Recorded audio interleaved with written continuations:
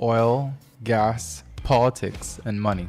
It gets complicated sometimes, but we can bring you all the latest developments and include you in the discussions here on Kaieteur Radio. So tune in to 99.1 or 99.5 FM every Tuesday night at 20 hours for Petroleum 101 with me, your host, Kemol King. Kaieteur Radio, the radio with a difference.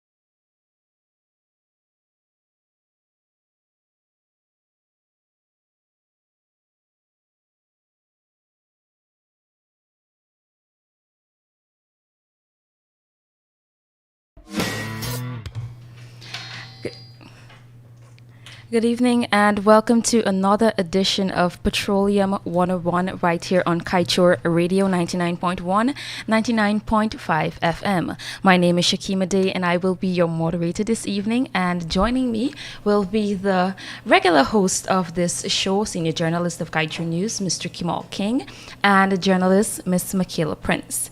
So a few housekeeping matters before we jump right into our topic. The phone lines will be open this evening as it is an interactive session. So you can call us in 226-7453. That is 226-7453.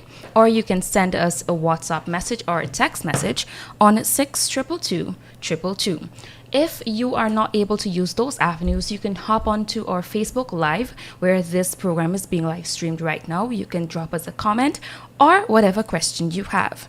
So a very quick intro into our topic. Tonight we will be discussing a very pertinent issue in Guyana's oil and gas sector, and that is the issue of flaring.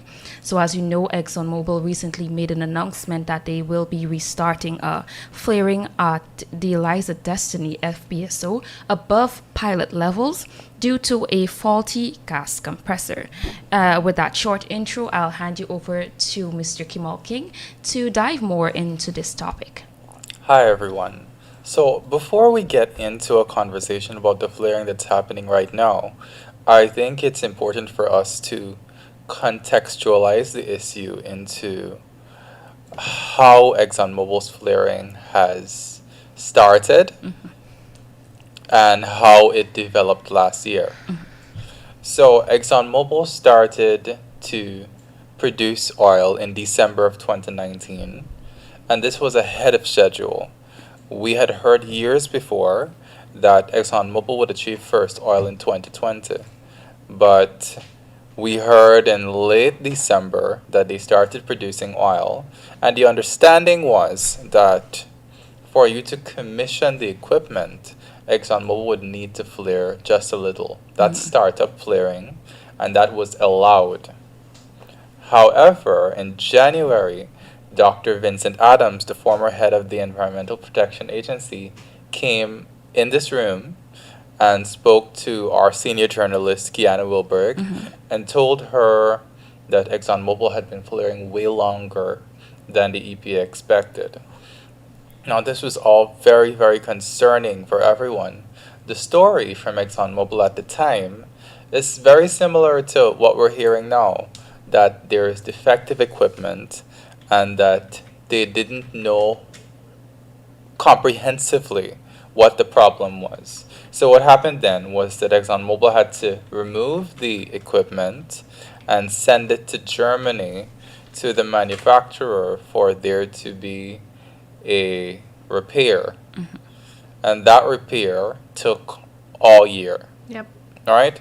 So early in the year, early in 2020 that is, what the EPA decided to do to protect Guyana from mass environmental destruction through pollution was to slash production so that the amount of flaring done or the rate of flaring would be reduced. So, just to give you an understanding of that, there is a gas to oil ratio. When the oil comes up, there's gas coming up with it. So, there's an amount of gas that you can expect for each 10,000 barrels of oil. So, what Dr. Adams did was he mandated that the company should reduce production to 30,000 barrels a day. And the corresponding rate of flaring for that at the time was 12 to 15 million cubic feet of gas per day. Now, a lot of people may not understand what that means or how it translates into damage or how much damage it is for them.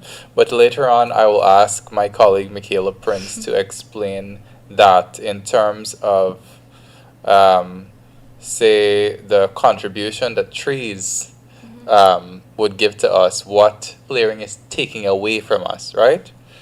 So we had that happening, and ExxonMobil had given some deadlines last year about when they expected to stop the flaring because they would be having a back and forth between the manufacturer and the company itself trying to find out what the problem was and how long they could fix it. I think we had a deadline of September, and then when that deadline came, we heard that they hadn't fixed the issue yet. So there was this whole hullabaloo about flaring. And at the time, I suppose the country was a lot more trusting of Exxon and the EPA than it is now.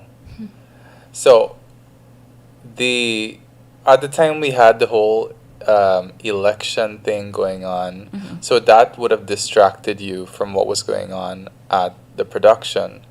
And after the Irfan Ali administration took over, they decided, unfortunately, to send Dr. Adams on leave. And I suppose that had a lot to do with political differences and so on.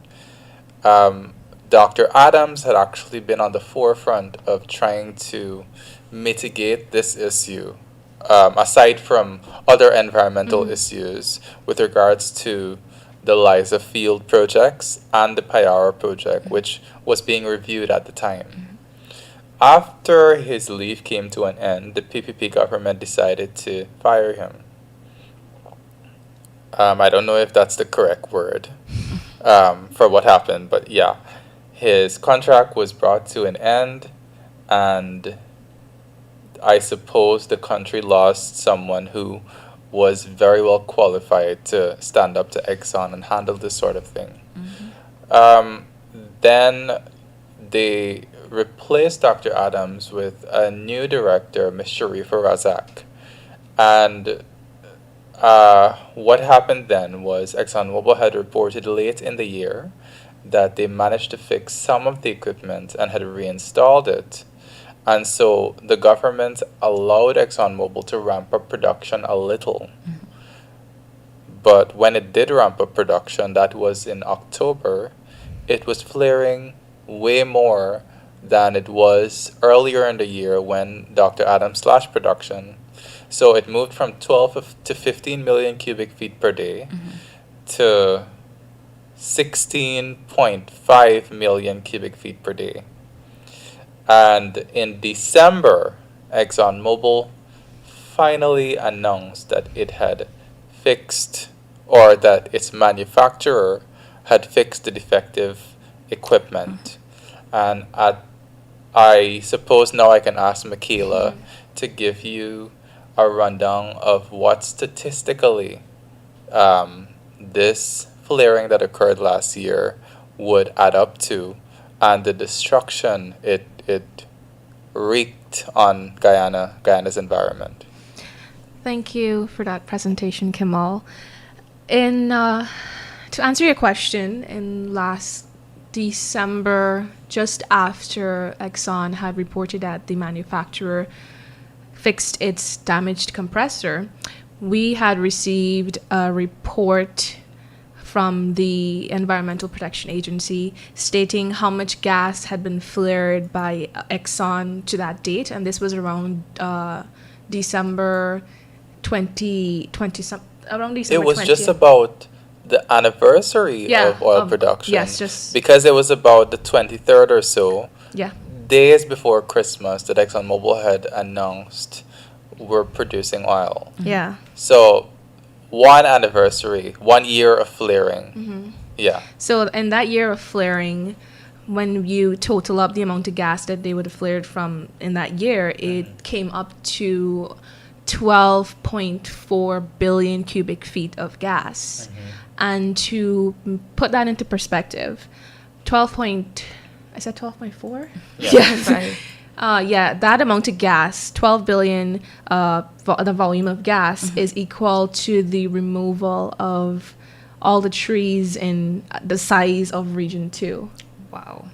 So, and that's that was just last year. Now the flaring has increased to about 13.4 now with the gas compressor being No, defective. 12.6. Sorry, no, the new numbers with the when you total up last year's flaring number And what it will be 8 weeks from now. and what it will be 8 weeks from now, it's about 13.2 billion cubic feet of gas, because the president of the country manager of ExxonMobil Guyana yesterday, he said that the defective equipment, which is again the gas compressor, has been sent to Germany to be inspected to see what's wrong with it, because they know it's a seal, but they don't know why it happened. So it's going to take about 8 weeks for the manufacturer to figure out what is really wrong with the equipment. Okay, before you continue, let's talk about what happened in January.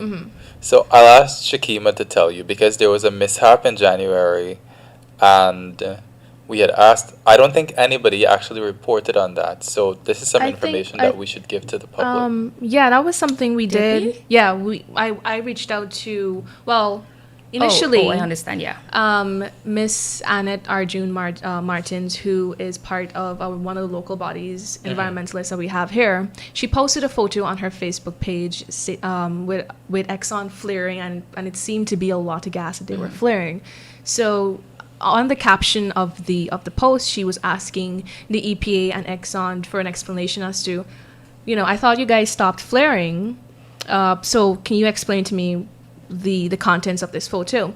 We had reached out to the to Exxon, and they Its government and public Yes. affairs advisor, Janelle Prasad. Yes, and she indicated to us that on January 13th there was an equipment failure. There was something wrong with I think the gas compressor again, and it went down for 2 hours, and so flaring went up, and they managed to rectify it. Yes, like I said, within the 2 hours.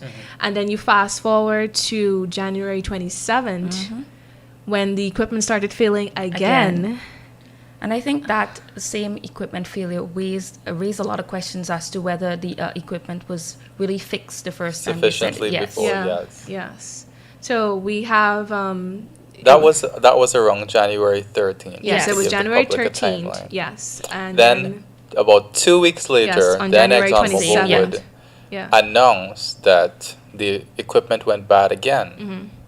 Yes, but just before then, that was on the 29th. On the 27th of January, they said that the equipment had failed again, and they tried to rectify it right there on the FPSO. Two attempts to fix the equipment, and both failed, which caused them 2 days later, on January 29th, to increase their flaring from pilot levels. And a pilot level, for the listeners, it's a minimum flaring level, which allows safe operations on the FPSO, and it's an industry standard. A flare always has to be running, but it's a very minimum in the event of while you're re-injecting the gas.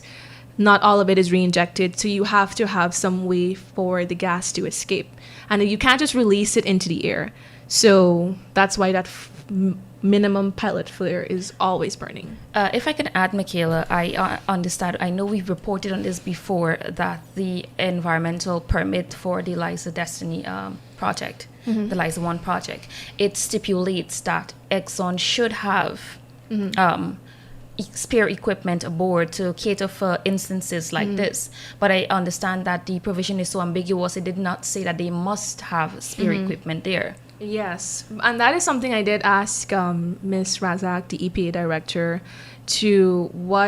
how are they going to ensure that that same design flaw is not in Liza 2 and Payara. And she said that they are going to ensure that that ExxonMobil has equipment in the country and backup equipment in the country in the event of equipment malfunction.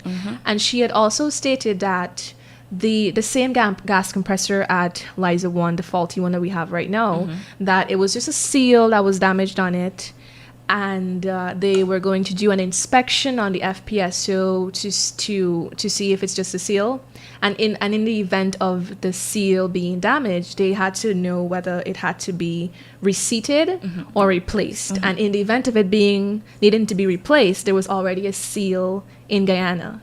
So now that the equipment has to be sent halfway across the world, it could mean that it's more than the seal that was found to be defective. And we are stuck with Exxon flaring above pilot levels for 8 weeks until that equipment is back. 8 weeks is approximately 8 weeks Yes, to inspect the equipment. That doesn't put into perspective when it's going to return to Guyana and how long it's going to take. The time it has to take to be fixed. Yeah. The time it'll take to come back to Guyana. The reinstallation. And I don't think they're catering for any unforeseen circumstances in between that time. Any delays or anything like that. I don't know. It sounds like a very long time again. They did say last year when we were asking why the wait, why is it taking so long, that we're in a period of coronavirus and it has made working and living hard for people so much that there are not a lot of people actually going to work, and that complicates things, and that made the repair process extended. I hope that we do not have a recurrence of that. So this is where we are, folks. All right, Kemol, if I can just read one of the questions that we have on our Facebook Lives. Now, someone would like to know if any of these malfunctions take place in any other countries, or is it just Guyana that we are finding this problem with Exxon? I mean, okay, flaring occurs in other countries, but the flaring that occurs, each situation is unique and different. There are some countries that allow flaring, that they allow routine flaring. Countries like Russia and Iran and so on, they are flaring humongous amounts of gas.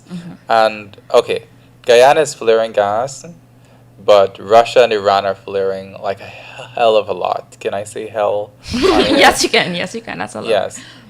Guyana does not compare to those countries when you talk about the volumes of gas flaring. But what is alarming for Guyana is that Guyana is flaring so much gas per population for its small population. And what's also alarming is that ExxonMobil, one of the best oil companies in the world, one of the largest oil companies, could not manage to get its first oil development right. And it wants to put 9 more floating vessels offshore there that can produce gas just like the Liza Destiny. So we're in a position where you couldn't get your first development right. You flared all year. You fixed it, supposedly. Days later, you got another problem. And then you said you fixed it in about 2 hours. Then about 2 weeks later, you got another problem. You tried to figure out what the problem was. You couldn't figure out what the problem was. Unlike the first time, you had to remove the defective equipment and send it to Germany. And now you're putting Guyana again in a situation where it might have to wait a good couple of months or maybe another year. for a repair, and by then we would have flared another 10, 12 billion cubic feet of gas. Just to add to what you said there, Dr. Adams, in a story that I had done a couple of days ago, said that Exxon should explain why this type of mechanical failure is only happening in Guyana. He said that you cannot, and he pointed out that Guyana is not Exxon's first operation. It's not your first try at this at playing this game. You have had multiple operations across the world, so you know what you're doing. You cannot wait. He said this. You cannot wait for the equipment to arrive to then realize that the wires weren't plugged in properly or this should have been in another position. You cannot wait until the equipment is already here to figure out that something is wrong with it. And hence why you should always have backup equipment. So, I'm going to tell you about the backup equipment. I was going to say something. ExxonMobil's government and public affairs advisor, Janelle Prasad, told me in an exclusive comment yesterday that ExxonMobil has ordered a new gas compressor. But the issue is complex in that some of the equipment is specifically made for um, this project. So you can't just call up a manufacturer and be like, give me one of the gas compressors that you have in store. It is specifically made for this project. So they don't know how long it's going to take for the manufacturer to get another one. And that should have been the foundation for Exxon to decide at the time, okay, so this equipment is so unique and so specific. We should have had a spare in the backup. first place. Yeah, so So I think, sorry. that also raises a question that a lot of people have been asking. Is ExxonMobil being honest about what's happening? And also another question, is Exxon cutting corners and placing Guyanese citizens' health and the environment in danger? Well, if the press conference that we had yesterday with ExxonMobil is any indication, ExxonMobil is very concerned about the health About and money. the safety of Guyanese, because ExxonMobil's country president said that he is concerned, that he thinks about the issue of flaring all day. He goes to bed thinking about it, and they want to get the issue fixed just as much as we do. So during that press conference, Exxon's production manager, Mr. Mike Ryan, he gave a lengthy presentation about the design of the FPSO, and it was extremely informative. But we had asked ExxonMobil to help us understand how comprehensive their understanding of the problem is right now. And he said, the issue is complex. It's really hard. We don't know what it is. We know that something went wrong with the seal, but we don't know why it went wrong. Maybe when the manufacturer opens it up in Germany, it could find a whole other issue. But what ExxonMobil sought to note during that press conference was that the flaring problem was not caused by any higher production capacity testing. And I'll tell you what I mean by that. Recently, we reported that ExxonMobil wants to increase the nameplate capacity of the Liza Destiny. So currently, or when it was designed and on paper, we were told that the Liza Destiny vessel has a nameplate production capacity of 120,000 barrels of oil a day. But then we heard from Hess in January that ExxonMobil in January had been producing above 120,000 barrels per day. It had been producing about 127,000 barrels per day. Then we heard from ExxonMobil that in February, the vessel had been producing about 130,000 barrels per day. Hess told us that ExxonMobil wanted to evaluate options to increase the capacity of the Liza Destiny vessel, and that those options would be evaluated during the third quarter of the year. So until like August, September or so. Lo and behold, up until the time that ExxonMobil started flaring, ExxonMobil was actually conducting capacity building tests for the Liza Destiny. So here's the situation we're in. ExxonMobil doesn't know what the problem is with the flaring, but ExxonMobil insists that it has nothing to do with the higher capacity test that it was conducting at the time it started flaring. So we'll see what comes back That tad bit from there the is. manufacturer. And I suppose we could also reach out to the manufacturer, Manturbo, ourselves to get a comment on what the issue is. That tad bit there is very, very concerning, and I think that is why Dr. Vincent Adams suggested that Guyana, the government, conduct a an independent assessment to find out or an independent investigation to find out what is really going on aboard the Liza Destiny FPSO. Okay. So we're cutting down to our final couple minutes of the show. I just want to give the listeners some information on the dangers of flaring. So, based on research, the flaring of gas is extremely damaging to the environment, and a special study conducted by the World Bank notes that flaring releases more than 250 toxins, including cancer-causing toxin agents such as benzene and carbon monoxide, and all types of carbon are released into the air. It also releases metals such as mercury, arsenic, and nitrogen oxides. Flaring is also hazardous to human health, and two Nigerian scientists actually, in a joint paper lodged with the U.S. National Center for Biotechnology Information, had explained that flaring in the Niger Delta area had polluted the air and water and precipitated the formation of acid rain. All of this, they had said, had caused negative outcomes in the communities there, including chronic and recurrent respiratory diseases, abnormalities in the blood, increased Susceptibility. Yes. You look at these words and then to certain diseases of the blood and others. So I hope this gives the listeners an idea of what this flaring can do on the Guyanese population. And also, it's important to note that we can't know for sure what the effect is until we do a study. But looking at the experiences of other countries with this environmental pollution, we get an idea, or it gives us a sense of why the study is important in the first place. And no one has come forward to say so far, we're going to study the impact of flaring on the environment.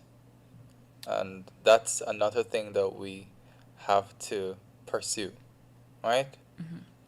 All right, then. So that has brought us to the end of this tonight's edition of Petroleum 101. I would like to thank all our listeners and our viewers and everyone who commented on our Facebook Live and persons who also sent their text. So with that being said, you can join us next week, same time, same place, for another edition of Petroleum 101, learning about Guyana's oil and gas sector.